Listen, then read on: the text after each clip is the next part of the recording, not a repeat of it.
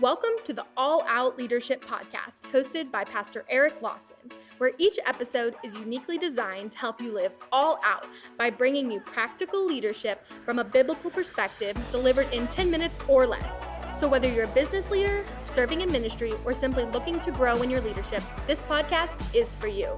Before we dive into this week's topic, make sure to subscribe to the podcast and download the show notes at eriklawson.com/podcast. And while you're at it, feel free to share the content on social media. Now, let's join Pastor Erik for this week's conversation.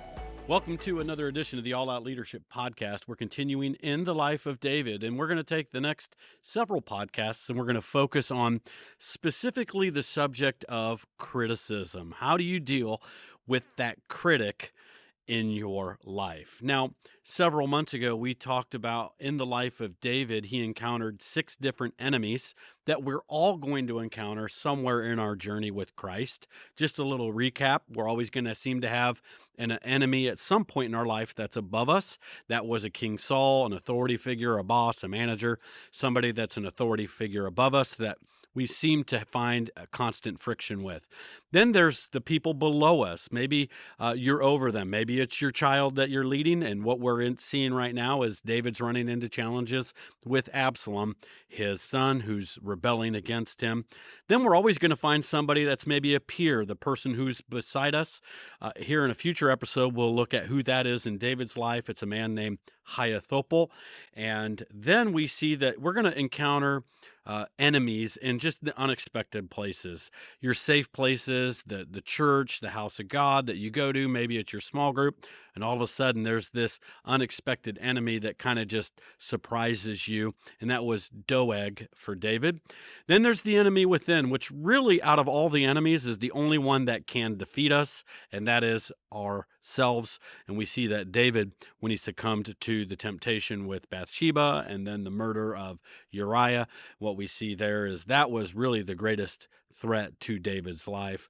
And then we see the enemy along the way. As you're journeying, there's just people on the sidelines who are happy to throw rocks and throw dirt at you. And that's what we're going to focus on, that critic who's just constantly throwing pebbles at you, constantly throwing dirt your way.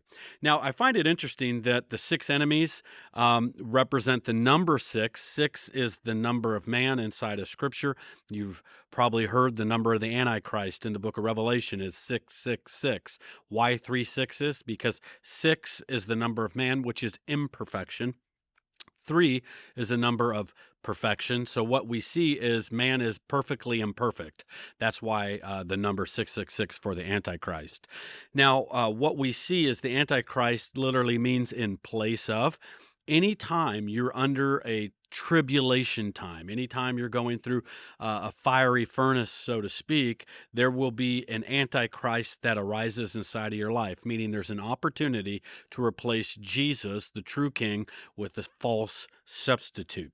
What we do see in the story of the Antichrist in Revelation, when he first appears, you'll see famine, you'll see pestilence, and you see death follow behind him. When people take the mark of the beast, the Bible says ultimately the smoke of their torment rises day and night. In other words, when we allow a false substitute in our life, it really just brings constant torment, and we definitely lose a lot of sleep. So if you happen to be in a place in your life where you're just tormented constantly, you feel like you're finding no sleep, no rest, just ask yourself, have you put something in the place of Christ other than Christ? And we all face that temptation during these enemies that arise inside of our life. So today, what we're going to look at is how does David respond when he encounters this critic?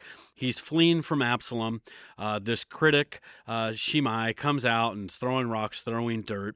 What we see is 2 important Psalms actually recorded during the time that David is fleeing. We see him record Psalms 3, and we see Psalms 4 recorded during the fleeing of Absalom. And I just love the heart of David. What does he do? He doesn't pout. He praises. He doesn't worry. He worships. And he's just a constant worshiper. And I truly believe this is one reason why David was always mentioned as a man after God's own heart. And what we see is just the power of the life of a worshiper. We see in Acts 16, Paul and Silas in their midnight hour under the criticism of persecution and the whip. What are they doing? They're worshiping God in the midnight hour, and God opens up the prison's door. I want to read Psalm chapter 4 and just verse 1. Hear me when I call, O God of my righteousness. Thou hast enlarged me when I was in distress. And I read that in the King James translation because that translation makes most clearly what David is communicating, and that is in the midst of this persecution. I'm under attack by my son.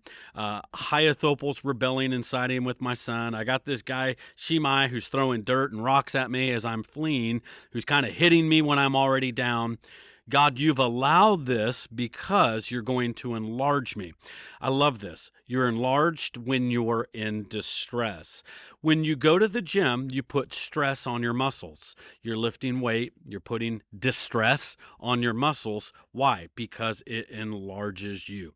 One of the first things we always go is, God, why are you allowing this person? God, why haven't you dealt with so-and-so? God, where are you in all this? And he's there. He's a spotter. The Bible says he won't allow us to be tempted or tested above what we can bear. In other words, he's spotting you while you're on that weight bench.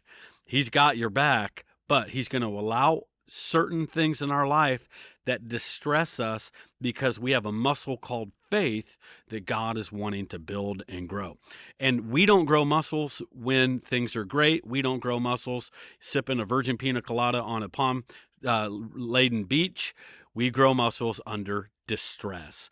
And so we see that David understands the persecution he gets, the criticism he's getting. God allowed it because ultimately it's going to enlarge him for what God has prepared for him.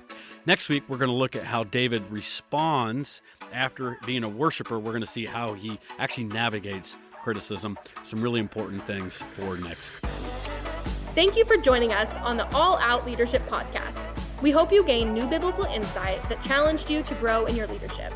If you've enjoyed this week's episode, we would love your help in getting the content out farther. You can help by subscribing to the podcast at eriklawson.com/podcast and telling others about it. Next week, Pastor Erik will be back with another episode. So until then, we hope you have a great week being an all-out leader.